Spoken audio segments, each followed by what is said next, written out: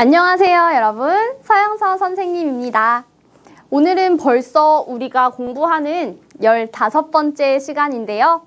오늘은 한국어의 발음 규칙을 공부하는 첫 번째 시간입니다. 지난 시간까지 우리는 한글의 자음과 모음을 모두 다 공부했는데요. 우리가 공부했던 한글의 발음이 실제로 말을 할 때는 조금 다르게 발음되는 경우가 있습니다. 그래서 이번 시간과 다음 시간 2시간에 걸쳐서 한국어의 몇 가지 중요한 발음 규칙에 대해서 공부하겠습니다. 그럼 오늘은 어떤 발음 규칙을 공부할지 한번 살펴볼까요? 오늘 공부할 내용입니다. 오늘 첫 번째 공부할 내용은 연음이라고 하는 발음 규칙이고요. 두 번째로 공부할 내용은 비음화라고 부르는 발음 규칙입니다.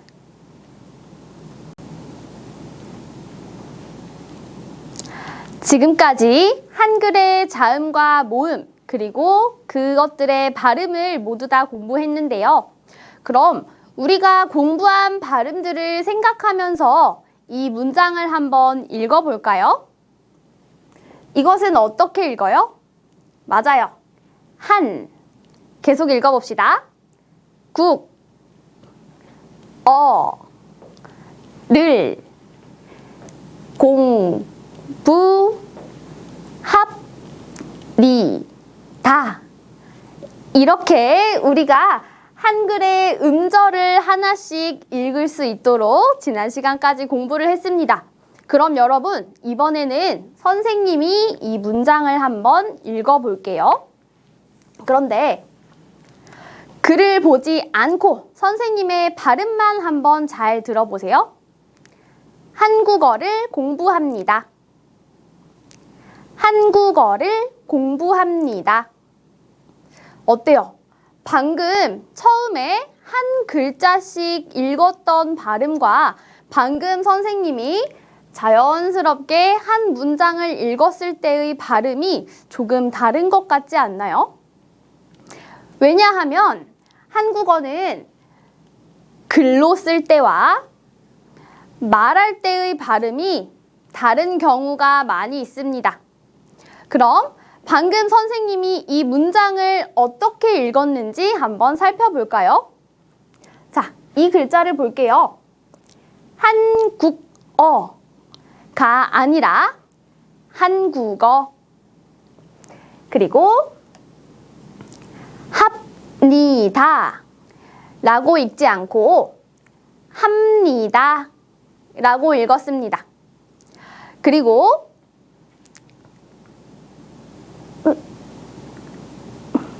그리고에서 끝나겠다.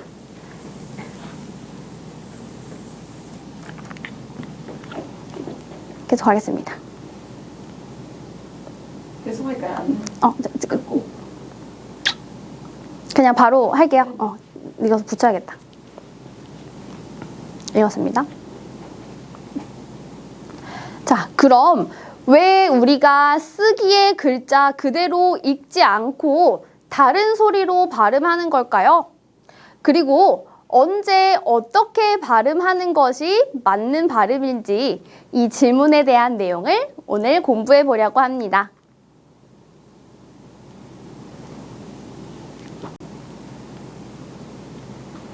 그럼 오늘의 첫 번째 발음 규칙을 알아볼까요?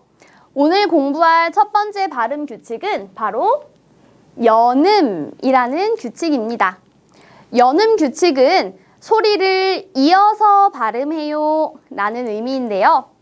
이 규칙은 앞 음절에 받침 소리가 있고 받침 소리 뒤에 모음으로만 이루어진 음절이 올 때 받침에 있는 자음을 초성 이응 자리로 옮겨서 발음하는 규칙입니다.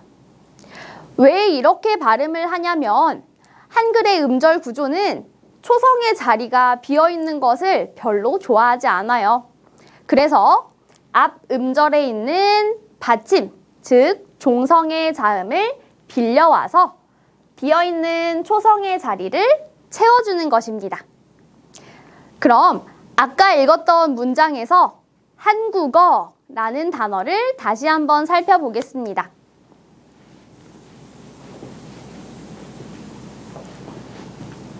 자, 볼게요. 받침에 기역이 있습니다. 그리고 뒤에 오는 음절은 라는 모음으로만 이루어진 음절이네요. 그래서 뒤에 있는 이응, 비어있는 초성 자리에 기역 자음을 빌려와서 채워줍니다. 그럼 이 단어는 어떻게 읽을 수 있을까요? 네, 한국어라고 읽을 수 있겠죠. 글자 그대로 한국어라고 읽는 것보다 한국어 어때요? 훨씬 더 발음이 편하게 들리지 않을까요? 그럼 우리 몇 가지 연음 규칙이 적용되는 단어들을 읽으면서 조금 더 연습해 보겠습니다. 그림과 함께 살펴볼게요. 이 동물의 이름은 한국어로 어떻게 읽을까요? 글자 그대로 읽으면 라고 읽습니다. 선생님도 방금 읽었는데 너무 발음이 어려운 것 같지 않나요? 자, 우리 편하게 앞에 있는 받침을 뒤에 이응 자리로 옮겨서 읽어보겠습니다. 어떻게 읽을까요? 맞습니다. 악어라고 읽을 수 있겠네요. 같이 한번 읽어볼까요? 악어, 악어, 악어. 지금은 선생님이 아래에 발음의 소리를 써 놓았지만 앞으로는 여러분이 발음 소리가 없어도 그냥 이 글자만 보고도 악어라고 연음 규칙을 생각해서 읽을 수 있도록 연습을 해야 되겠습니다. 다음 단어를 볼까요? 이 사람은 누구예요? 우리 부모님의 아버지입니다. 어떻게 읽을까요? 네, 맞아요. 할아버지라고 읽습니다. 따라해 보세요. 할아버지, 할아버지, 할아버지. 받침에 있는 르 자음을 뒤로 옮겨서 읽었습니다. 다음 단어를 살펴볼게요. 이번에는 우리 문장을 한번 읽어보려고 하는데요. 여러분이 아직 이 한국어의 정확한 뜻은 모르지만 우리가 자음과 모음, 글자는 모두 다 공부했기 때문에 읽을 수 있습니다. 이 단어는 어떻게 읽을까요? 받침의 츠 자음을 뒤로 옮겨보겠습니다. 네, 맞아요. 꽃이라고 읽으면 되겠네요. 따라해 보세요. 꽃이 예뻐요. 꽃이 예뻐요. 꽃이 예뻐요. 네, 모두들 잘 따라하고 있습니다. 계속해서 다음 문장을 살펴볼게요. 이 문장에는 오늘 공부하고 있는 연음 규칙을 2번 적용할 수 있는 문장입니다. 먼저 앞부분을 읽어볼까요? 받침의 불을 옮겨보겠습니다. 밥을, 밥을. 뒤에 있는 단어를 볼까요? 앞에 있는 받침 그가 뒤로 옮겨갑니다. 먹어요, 먹어요. 그럼 문장을 전체 한 번에 읽어볼게요. 밥을 먹어요. 밥을 먹어요. 밥을 먹어요. 네, 모두들 잘 따라하고 있습니다. 그럼 마지막 문장을 살펴볼게요. 이번에도 연음 규칙을 2번 적용할 수 있는 문장입니다. 자, 지금 이 사람은 어디에 있어요? 네, 지금 이 사람은 집에 있어요. 집에 있어요. 집에 있어요. 어때요? 이번에는 실제 발음의 글자를 보지 않아도 여러분이 쓰기 글자만 보고도 연음 규칙을 생각해서 다시 한번 읽어보겠습니다. 선생님의 발음을 잘 들어보세요. 집에 있어요. 집에 있어요. 자, 그러면 이 문장의 실제 발음을 한번 볼게요. 집에 있어요. 어때요? 여러분도 이렇게 연음 규칙을 잘 적용해서 읽어보았나요? 이렇게 오늘 첫 번째로는 앞 자음을 뒤에 있는 초성 소리로 옮겨서 발음하는 연음 규칙에 대해서 공부했습니다.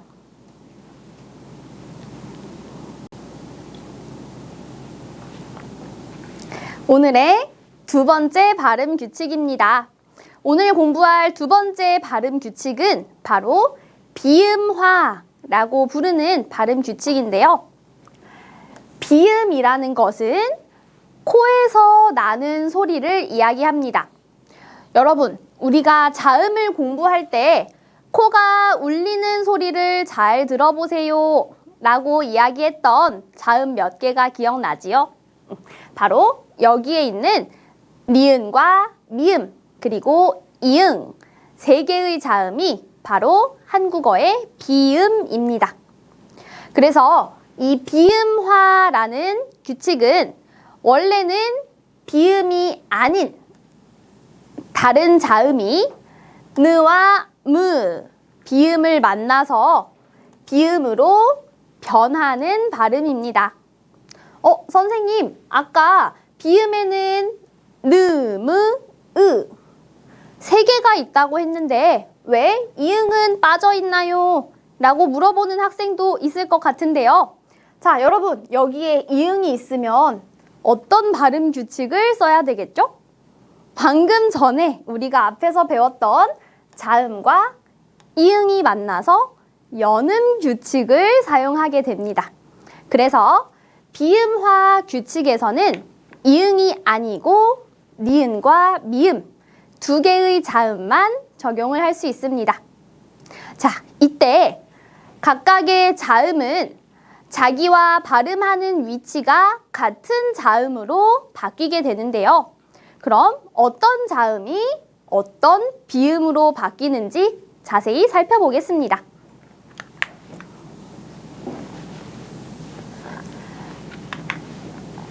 여러 가지 자음 중에서 비음화로 적용할 수 있는 자음들은 그, 드, 브 세 개의 자음이 있습니다. 받침에 있는 그, 드, 브 소리가 뒤에 나오는 비음, 느와 무를 만나면 어떻게 변할까요?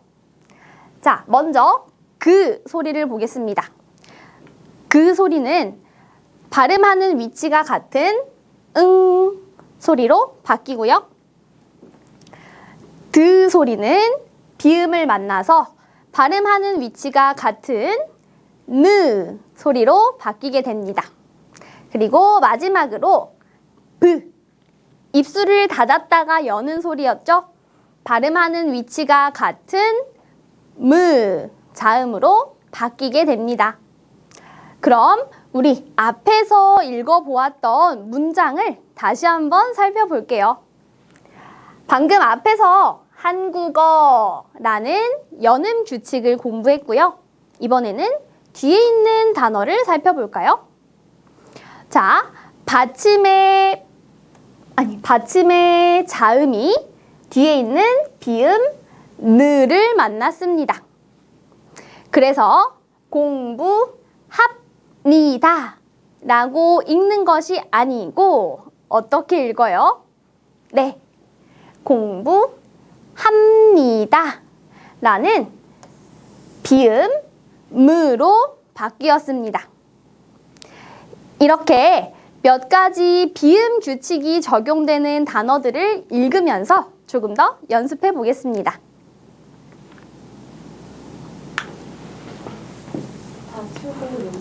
네.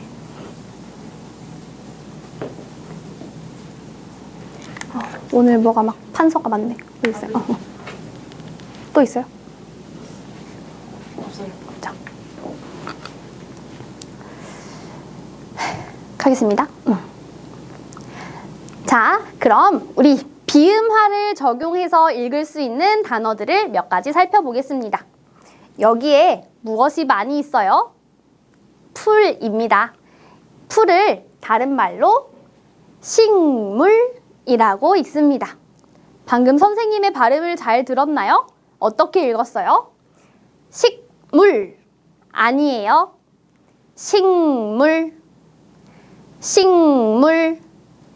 어때요? 받침의 그 자음이 뒤에 있는 무, 비음을 만나서 식물이라고 바뀌었습니다. 그 자음은 응 받침으로 바뀝니다. 다시 한번 읽어볼까요? 식물, 식물, 식물. 다음 단어를 살펴보겠습니다. 자, 여기 보세요. 우리가 1년, 2년, 3년 이렇게 한 해를 셀 수 있는데요. 지금은 10년입니다. 10년입니다. 어때요?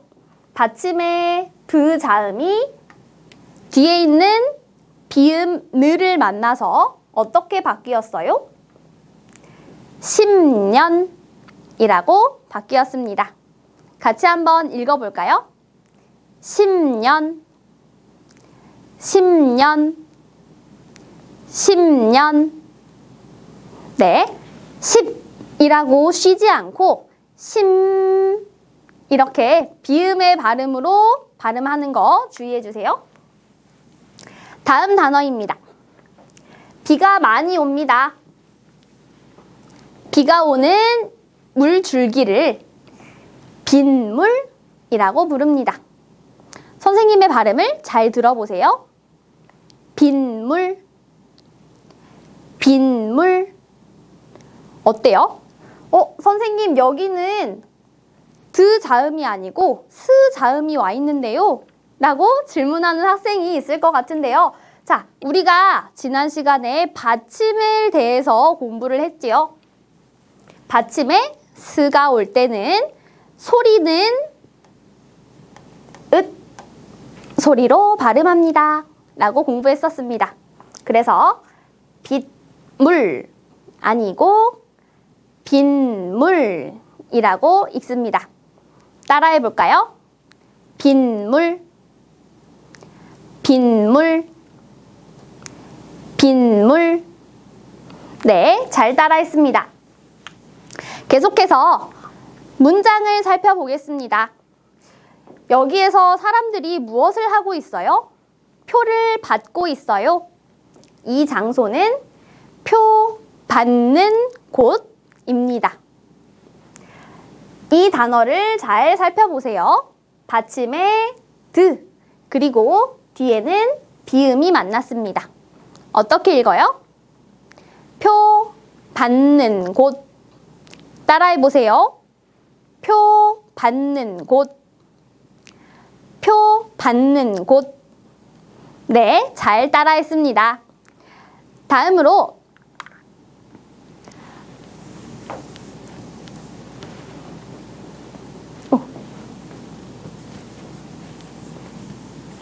탄소가 너무 많아. 다음 문장을 살펴보겠습니다. 과일을 깎고 있어요. 그런데 어때요? 과일을 잘 깎네요. 이렇게 이야기할 수 있어요. 과일을 잘 깎네요. 자, 여기는 쌍자음 받침이 왔는데요. 이 음절은 어떻게 읽어요? 쌍자음이지만 깍 이라고 윽 소리로 발음합니다. 받침의 그 소리와 비음 느가 만났습니다. 잘 깎네요 라고 읽습니다. 따라해 볼까요? 잘 깎네요. 잘 깎네요. 잘 깎네요. 네, 모두들 잘 따라했습니다.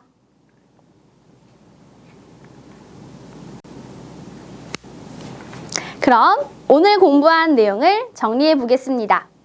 오늘은 두 개의 발음 규칙에 대해서 공부했는데요. 먼저 첫 번째로 공부했던 발음 규칙은 연음이라는 규칙입니다. 연음은 받침의 자음이 뒷음절의 모음 소리를 만나서 뒤음절의 초성 자리로 옮겨서 발음되는 규칙이었습니다. 그리고 두 번째로는 비음화를 공부했는데요. 비음화는 받침의 자음이 뒷음절의 비음을 만나서 같은 발음 위치의 비음으로 바뀌어서 발음되는 규칙이었습니다. 그럼 다음 시간에는 어떤 발음 규칙을 공부할까요? 다음 시간에는 격음화와 경음화라는 발음 규칙 두 가지를 공부해 보겠습니다. 오늘 공부한 여기까지인데요. 지난 시간까지는 한국어의 자음 모음에 대해서 공부했지만 오늘부터는 여러분이 한국어를 실제로 말할 때 굉장히 중요한 발음 규칙들에 대해서 공부해 보았습니다. 오늘도 어려운 내용이었지만 공부하느라고 수고 많이 하셨습니다. 같이 인사하고 마무리할까요? 여러분, 열공합시다! 오늘도 고생했습니다. 다음 시간에 만나요.